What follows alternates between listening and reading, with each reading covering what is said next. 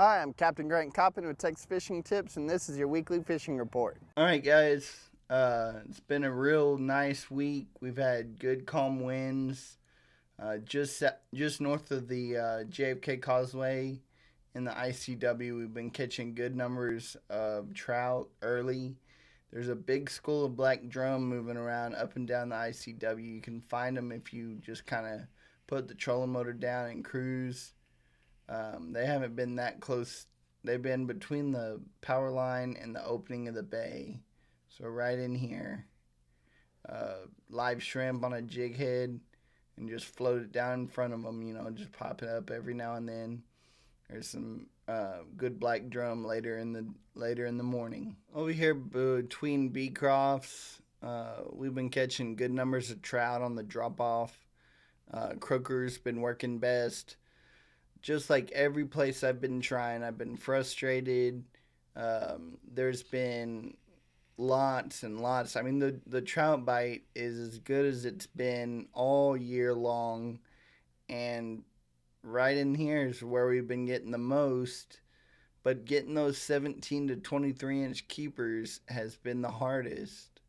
So come in here, move about every 15-20 minutes, catch a keeper or two on the first couple of fish, move down, keep moving and moving and moving and moving.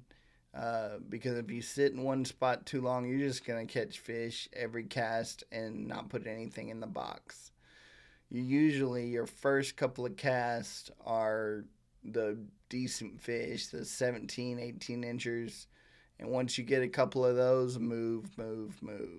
So, really, just it's the way you fish those croaker and keep on moving to get a good box of fish. Again, over here in the ICW, both on the east and west side, we've been catching good numbers of trout. Croaker has been working best, so come here early in the morning and come here late in the afternoon, and you'll catch plenty of decent trout. I think better than going to Beecrofts is the ICW is the way that they can get away from the heat and get away from the boat traffic. These fish are used to boat traffic, so when boats are running through here, don't think of it as a bad thing. Think of it as fish that always see boats. Unlike the ones that are out in the bay, they don't see boats until a boat runs over them. These fish get run over all day long, every single day. So they're used to the boat traffic. Come in here, throw some croaker, have some fun, put some nice fish in the box. Down here on the Bird Island spoils, of course, we've been catching some good redfish. This one right here, it's about the first one south of Bird Island. It's had some good redfish on it. This one over here's got some good redfish on it. Be real careful because the tide's super low and those fish are on the outside edges. So just fish the drop offs and fish these two islands for reds. Cut mullet, cut skipjack, cut menhaden. All three work just as good.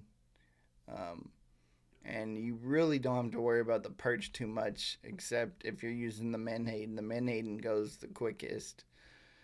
Some guides are using sardines. I disagree with that because every time I throw a sardine in the water, I bring back a skeleton, and that's just frustrating. But every time I put a piece of mullet on or a piece of skipjack on, it tends to last a little bit longer than the others. Right here in Compuerto, we've been catching some good fish, catching some redfish up on the shoreline, catching a few trout early. Really, this is what I've been doing to pass the time early. Come in here, catch a couple of nice keeper trout, catch a redfish or two, just because it's burning up the time before I go chase the black drum. If the tide would ever come up right along here, there's some good fish for black drum, but the tide's down. So coming here right around the corner of Compuerta, you can come down a little bit further. There's a couple of sloughs along here that have fish on it too, but just be patient. Move about every 15 minutes if you haven't got a pull down or run or even caught a fish, uh, because those fish are in here. You just got to be patient and work them. You might get four keepers, four reds and a trout, two trout and two reds, or maybe just one trout and a red. But you're going to get fish. This got lots of bait in here. Cut mullet's been the best. Croaker have been working good for the trout. And if you get up tight to the shoreline, you're going to catch some of the bigger trout. And when you're tight to the shore, you're going to be catching those redfish with the cut bait. Down here in Yarborough Pass, there's a big school of reds and drum along this drop off. So just come in here, be real cautious of the tournament boats that are in here this week pre-fishing. These guys got to make a living catching these fish.